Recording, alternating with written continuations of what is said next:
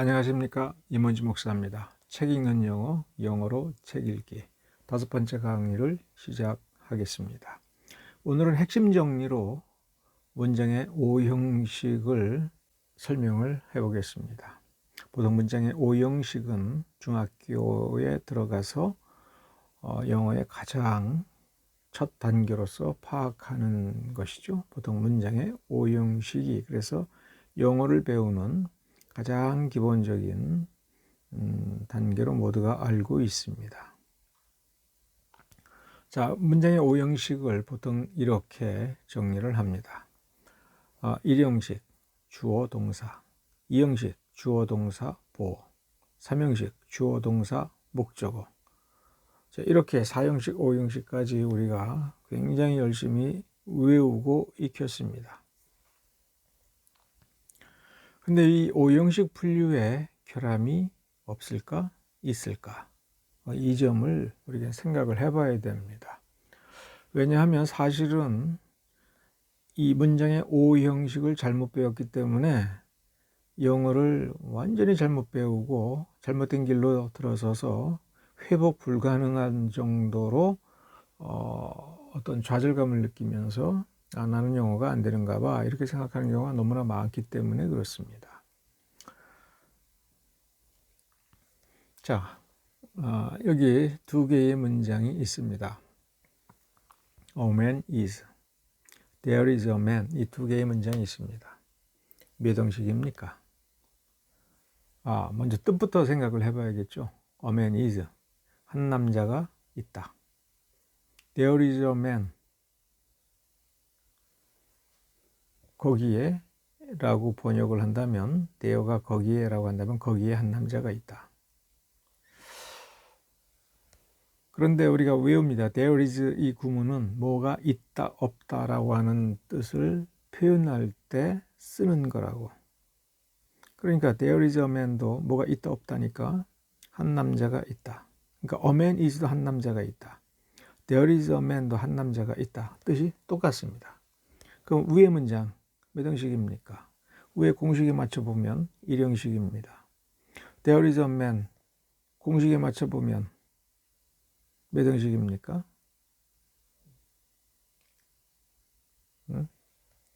there가 품사가 무엇냐라고 따져봐야죠. there를 부사다라고 하면 1형식을 부사를 집어넣어서 문장 도치한 거다 이렇게 생각을 할 수 있지요. 그런데 분명히 학교에서 배울 때 there is는 뭐가 있다 없다 그러면서 이거를 이 문장 구조를 설명할 때 혹시 그런 설명을 들어본 기억이 있을 겁니다. there는 문법상의 주어고 aman은 의미상의 주어다. 이 문장은 주어가 두 개예요. 주어가 두 개일 때는 이 형식에 가까운 얘기입니다. 왜냐하면 자, 문법상의 주어가 there라고 한다면 비동사 뒤에 있는 명사는 문법상 뭐냐 이렇게 물어봐야죠. 문법상 뭐냐. 그러면 주어는 앞에 있으니까 이거는 이 5형식 구조에서 보어밖에는 할 말이 없습니다. 그러면 이건 2형식. 자, 그래서 의문은 이겁니다. 뜻은 똑같은데 그리고 똑같이 비동사가 사용이 됐는데 위에는 1형식이고 밑에는 2형식이다. 자, 다른 문장을 하나 봅시다. I see a man. 나는 한 남자를 본다. I see a man in the garden. in the garden이 전치사구죠. 하는 역할은 뭡니까?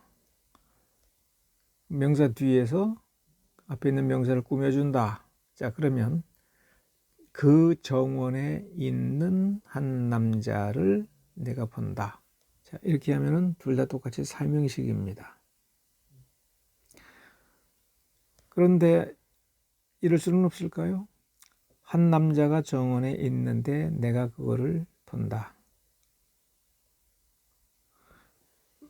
만일에 이게 가능하다면 지금 두 가지 문장이 지금 한 문장으로 합쳐져 있는 겁니다. 단문으로. I see, 내가 보니까 어떤 남자가 정원에 있네. 혹은 어떤 남자가 정원에 있는데 난 그걸 보게 됐어.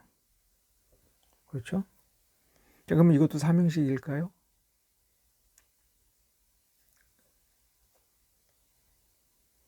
자,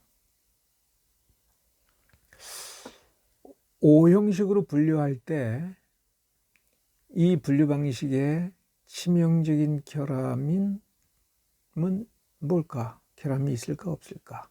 그리고 그 치명적인 결함은 어디에 영향을 미칠까? 여러분, 이 오형식을 보면서 한번 생각해 보십시오. 뭐가 문제일까?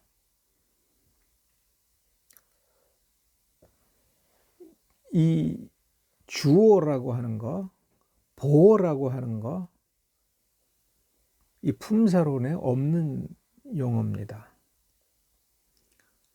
영어 품사는 팔품사예요. 그럼 팔품사라면 명사, 동사, 형용사, 부사 이렇게 돼 있어요. 어디에도 이 팔품사에는 주어라는 품사가 없어요. 목적어라는 품사는 없어요. 그러니까 주어나 목적어는 어떤 명사가 그 문장에 들어가서 그 문장에서 하는 역할이 뭐냐라고 하는 것을 따져보니 주어 노릇을 한다, 목적어 노릇을 한다예요. 자, 그러면 다시 또 질문. 어떤 명사가 주어 노릇을 한다라고 했을 때 그게 무슨 뜻이에요, 그게? 주어, 말 그대로는 주인 노릇을 하는 말, 단어라는 거죠. 주인 노릇을. 만약 그렇게 생각한다면 좀 틀린 겁니다. 왜냐하면 저 주어라고 하는 것을 주인 노릇을 하는 거다라고 할 때 우리말에 얻는 이가, 그러니까 주격, 얻는 이가 주격을 나타내는 어미, 주격 어미가 붙어서 얻는 이가 누가 무엇을 한다 할 때 누가에 해당한다. 그 말이 주어다라고 한다면 여러분 그것이 또 뭐가 문제냐면 번역을 해봐야 된다는 거예요. 번역을 완전히 그 문장을 끝내놓고 나서 따져보고 그 문장의 구조를 생각을 해야 되는 거예요. 그러니까 이미 번역이 됐기 때문에 문장 구조를 생각을 또 해야 돼요. 이런 식으로 생각하니까 문법은 필요 없다. 왜? 번역이 됐는데 왜 문법이 필요해요? 근데 문제는 그 번역이 맞았느냐라고 따져봐야 돼요. 그럴 때 문법이 필요한 겁니다. 그러니까 번역을 해놓고 따져보고 맞았는지 틀렸는지를 해서 틀렸으면 바로 잡아야 돼요. 그럼 애초에 처음부터 문법적으로 보고 그래서 각 단어가 하는 역할을 보고 그 역할에 맞는 의미를 부여하고 어미, 격어미를 부여하고 해서 이제 나중에 뜻을 맞춰보는 게 올바른 순서죠. 이 문장의 오형식도 마찬가지예요. 이 단어가 무슨 역할을 하느냐라고 하는 것을 보고 주어 노릇을 하는구나, 목적어 노릇을 하는구나, 보어 노릇을 하는구나 라고 하는 걸 따져봐야 돼요. 왜? 이형식과 삼형식을 보세요. 주어 자리에 올 수 있는 품사는 명사입니다. 그리고 두 번째 자리는 동사예요. 그리고 그 동사 뒤에 이형식은 보어가 오고 삼형식은 목적어가 오는데 이 두 개 다 똑같이 명사 품사일 수 있어요. 그러니까 문장은 명사, 동사, 명사 이렇게 오는데 어떤 경우엔 이형식이 되고 어떤 경우엔 삼형식이 되는 거예요. 그래서 어떤 경우다라고 하는 것을 파악한 뒤에 이거는 보어가 되는구나 이렇게 이름을 붙이는 겁니다. 그러니까 이 문장의 오형식은 문장의 각 단어가 하는 역할을 정확히 판단한 뒤에 그 역할이 이렇게 규정이 되어 있구나라고 하면서 머릿속에 개념을 잡고 결과로서 내놓는 게 이 오형식 중에 하나에 들어간다. 이제 이렇게 되는 셈입니다. 그러니까 이 치명적 결함은 뭐냐면 어떤 명사가 주어 노릇을 하고 어떤 단어가 이게 지금 동사고 이게 왜 이 단어가 여기서 동사가 되는지 그 다음에 이 단어가 보어인지 목적어인지 이런 거를 생각하는 법을 생략해버리고 오형식을 모범 답안처럼 외우게 만드는 공부법이에요. 이걸 따로 가르쳐 줘야 돼요. 어떤 단어가 명사인지, 그리고 형용사로 사용되고 있는지, 따라서 저 명사가 주어인지 목적어인지. 이 문장의 오형식이든 어디든 일단 동사가 있고 그 앞에 명사가 있어요. 우리말로 번역해 놓고 보니 은는이가가 붙으니까 이건 주어다 라고 할 때 나중에 문장 구문을 따질 때 좀 문제가 많이 생깁니다. 해설이 안 될 때가 있어요. 원칙적으로 영어에서 저 주어라고 하는 거는 어떤 명사가 동사 바로 앞에 나오면 그게 곧 주어입니다. 은는이가를 붙일 수 있어서 그래서 말이 되어서 주어가 아니에요. 그러니까 이건 자리 싸움이에요. 동사 바로 앞에 있는 명사는 그게 주어인 거예요. 문법상 subject. 그리고 동사 뒤에 와서 그 동사의 동작의 대상이나 그 동작을 한 결과나 그 동작의 내용을 설명해 주는 명사가 나타났을 때 그걸 오브젝트라고 하는 거예요. 그러니까 그런 관계로 파악을 하는 겁니다. 그러니까 기계적이에요. 한편으로는 동사 앞에 명사가 있으면 걔를 그냥 서브젝트라고 해버리는 거예요.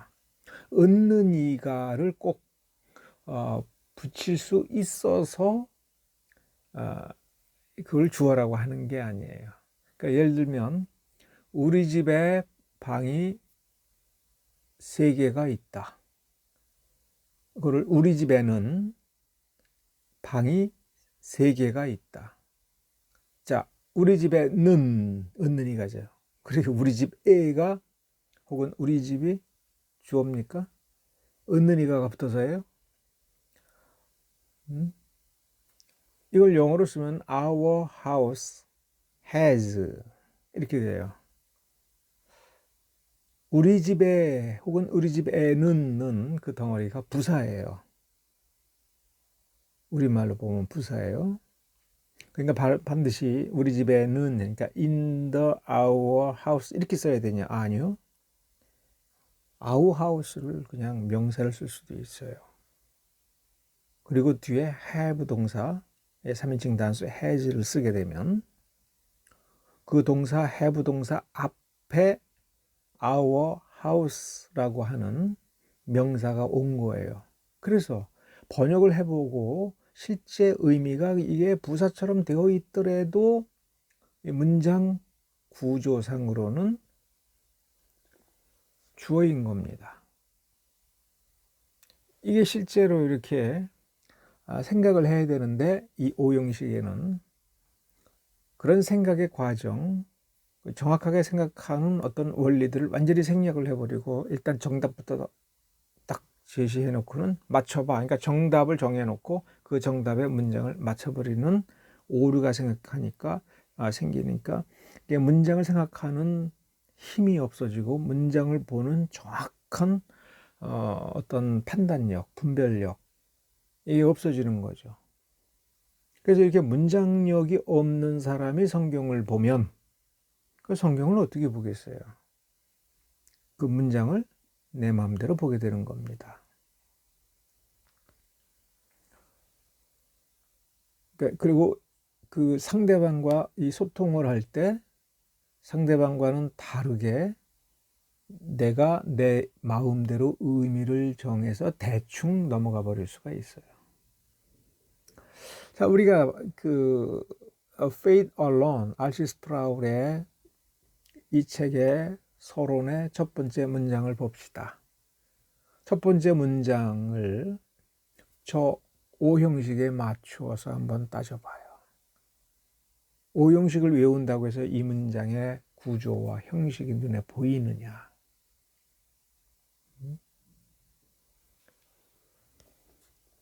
자, 파일은 그렇다고 쳐요. 파일은 그렇다고 치고 그러면 only라고 하는 이 단어도 그냥 부사니까 그렇다고 쳐요. 그럼 뒤에 a generation이라는 명사가 나왔어요. 첫 번째 나오는 명사가 주어냐. 그러니까 첫 번째 봐요.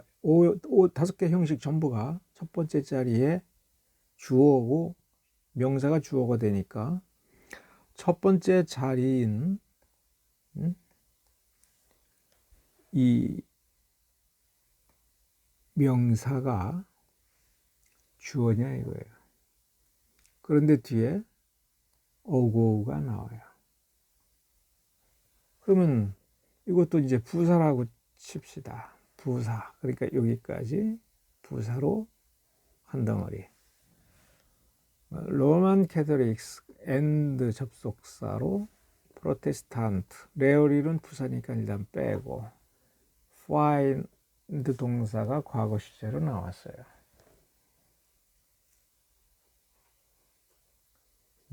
이렇게 앞에서부터 이렇게 보면서 이게 주어, 동사, 그 다음에 목적어 이런 식으로 따지겠냐 이거예요. 이게 따지는 게 논리 순서냐, 이게 바른 거냐. 이 다섯 개 형식을 외워놓고 이 형식에다 모범 답안처럼 만들어 놓고 이 문장을 가져다가 여기에 막 대응을 하면서 생각을 한다면 이거는 아무리 영어 공부를 오랫동안 해도 이 자체만으로는 영어 문장을 보는 힘이 좋아지지가 않는다 하는 겁니다. 여기에 자꾸 걸리적거리는 겁니다. 영어를 잘하는 사람들은 이걸 시험 볼 때 공부를 해놓고는 사실은 빨리 좀 잊어버려야 돼요. 잊어버리고 몸으로 부딪혀야 되는 겁니다. 근데 문장에 오형식이라는 말이 있고 문장에 오문형이라는 말이 있습니다. 비슷한 말이고 같이 이렇게 섞어서 쓸 수 있어요. 저도 그렇게 섞어서 씁니다. 그런데 조금 다르게 본다면 형식에서 오문형이라는 말과 다른 점은 식이라는 말이고 문형은 형이라는 말이에요. 이 식에 집착을 하면 이거는 form이라고 하는 것, 그 다음에 이것은 규칙, 룰이라고 하는 개념이 들어가고 형이라고 하는 건 형태라는 말 금방 들어옵니다. 문형이니까 이거 패턴이에요.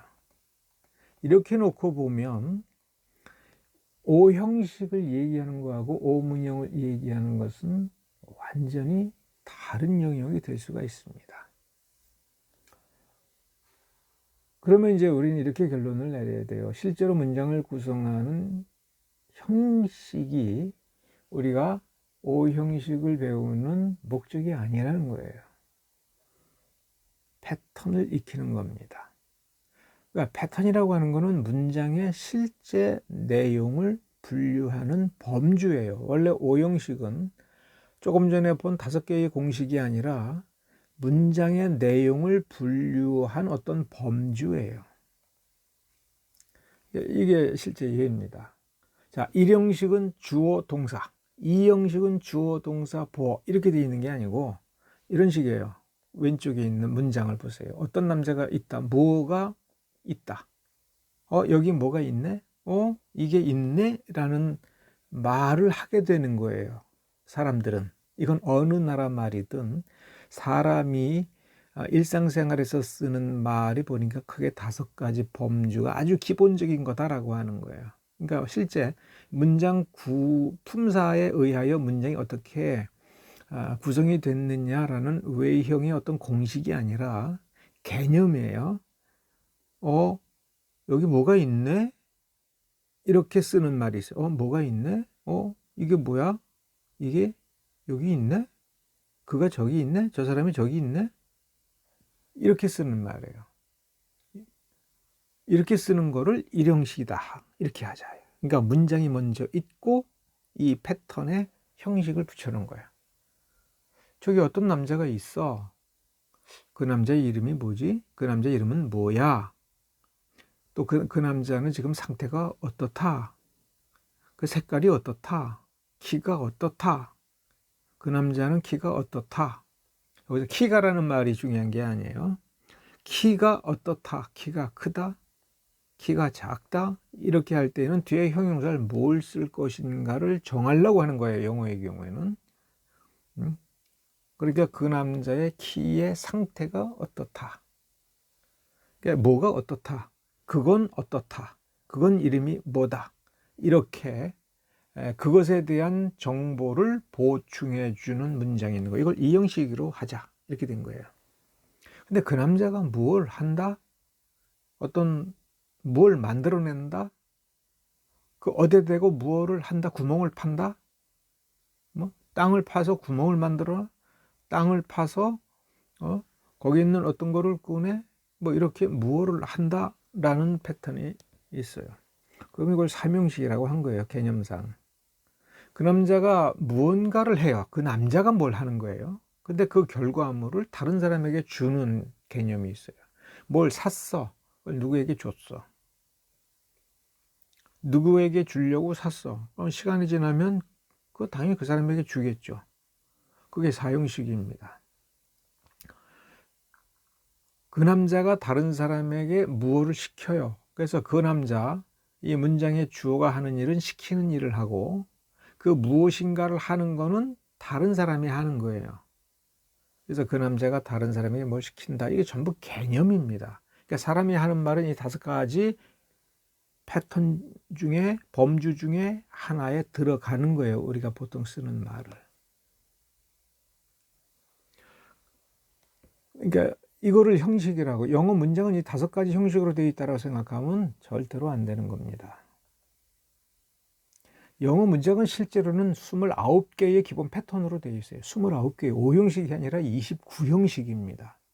그러니까 5형식, 제5형, 문장의 제5형식, 주어, 동사, 목적어, 목적부호, 이 범주에 들어가는 5형식 문장만으로도 6개가 됩니다. 그러니까 29개의 패턴을 이해하는 거예요. 자, 여기 한번 보세요. 지금 왼쪽 맨 위에 17, 그 다음에 18, 19, 그 다음에 오른쪽에 보면 28, 29. 즉 29개의 문장 패턴으로 되어 있다라고 했죠. 그러니까 사전을 찾아보면, 지금 이거는 엘리트 사전에 29개 문형을 설명하는 그 서론의 그 페이지를 제가 스마트폰으로 찍은 겁니다. 그럼 여기 18번을 한번 보세요. 목적어 뒤에 동사에 ing를 붙여요. 그러니까 앞에 파형은 동사예요. 그러니까 동사 뒤에 목적어가 있고 그 뒤에 ing가 있어요. 이거 5형식, 제5형식에 ing, 현재 분사, 목적 보호가 들어가는 형태죠. 제19문형은 done, 목적어 뒤에 done, 5형식 중에 과거 분사가 목적 보호로 들어가는 패턴입니다. 여기 맨 뒤에 보면 28번에 28문형 동사가 있고 목적어가 있고 전치사 플러스 명사가 있어요. 이것도 일종의 5형식이 될 수 있어요. 이게 전치사 구가 목적 보호로 오는 거,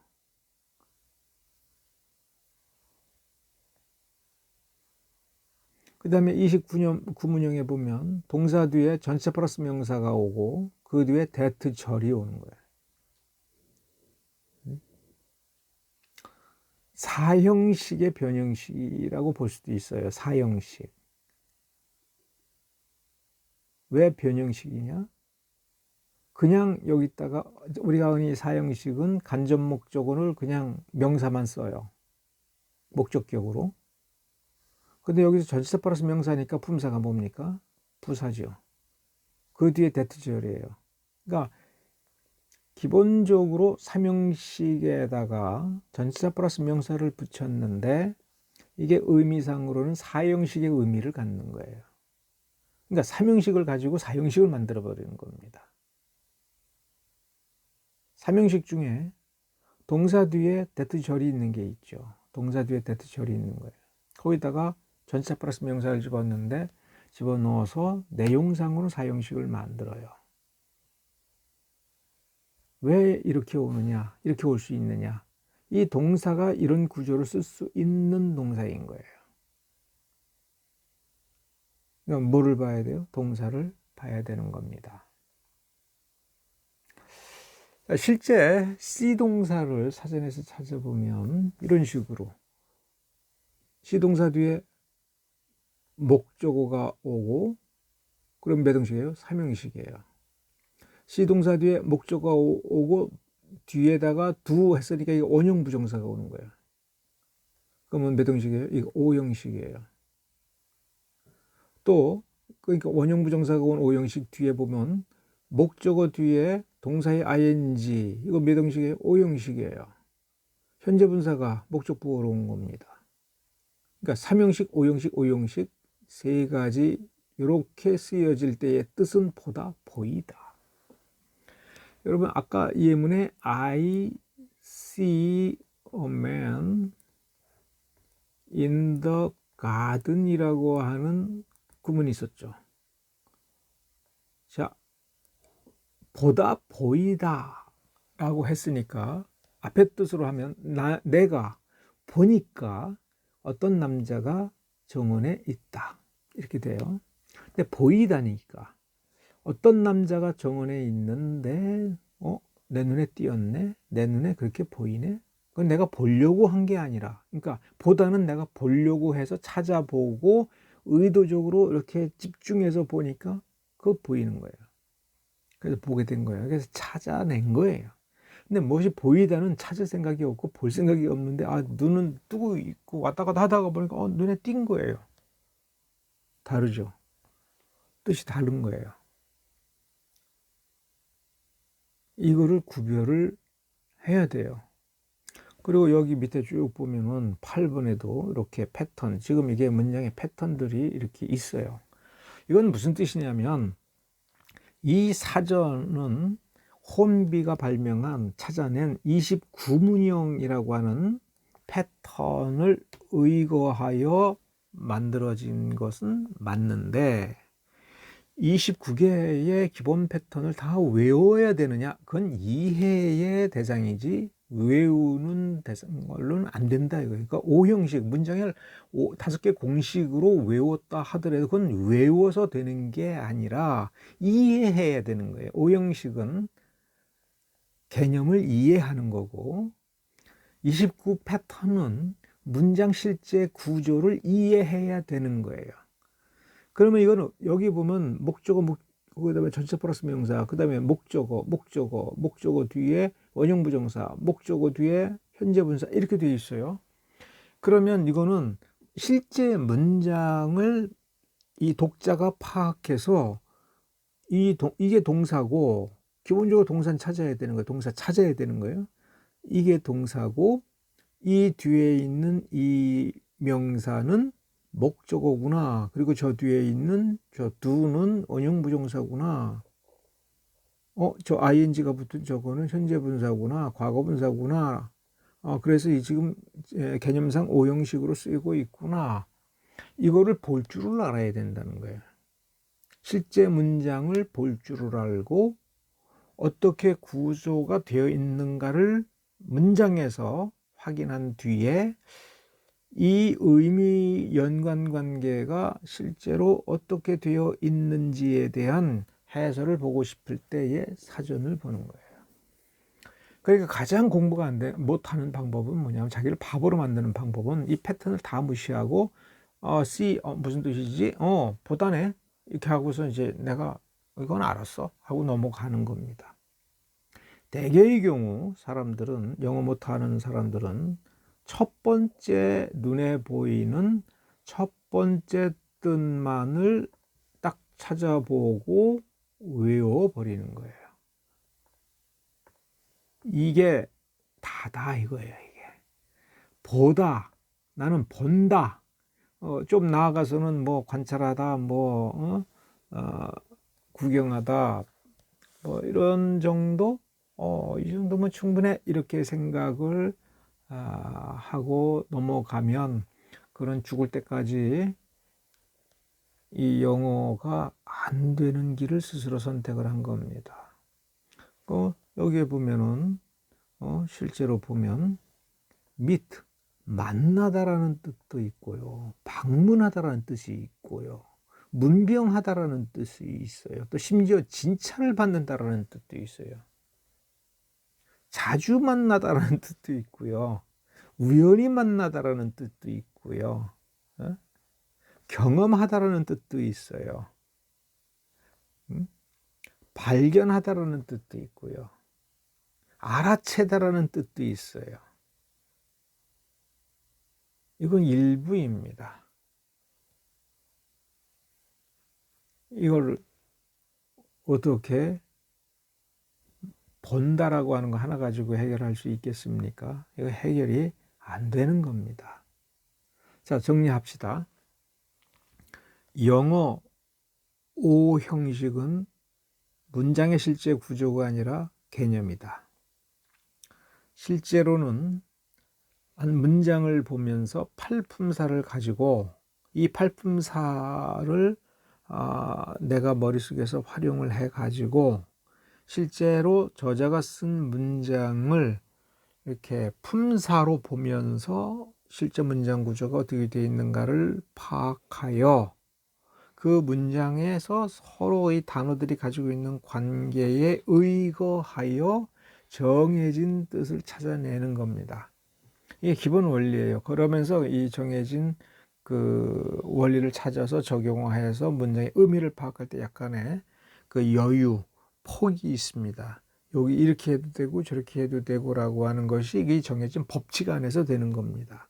자, 그렇게 할 때에 read out, 이 문장이 말하는 거를 내가 알아채서 받아들이는 read out이 될 수 있습니다. 만약에 read out이 안 되면 그냥 대충 넘어가는 게 아니라 read into를 해버려요. 저자가 쓴 뜻이 아니라 내가 보고 느껴진 그 느낌을 가지고 강요하면서 이건 맞아 이렇게 되는 거예요. 바리새인들이 그렇게 예수님을 이해한 것이고 성경을 이해한 것입니다. 이렇게 길들여진 사람은 절대로 객관적 의미를 파악하지도 이해하지도 못합니다. 우리가 그것을 잘 이해하고 잘 숙달시켜야 할 것입니다. 감사합니다. 다음 시간에는 우리가 팔품사가 무엇인지를 다뤄보도록 하겠습니다. 감사합니다.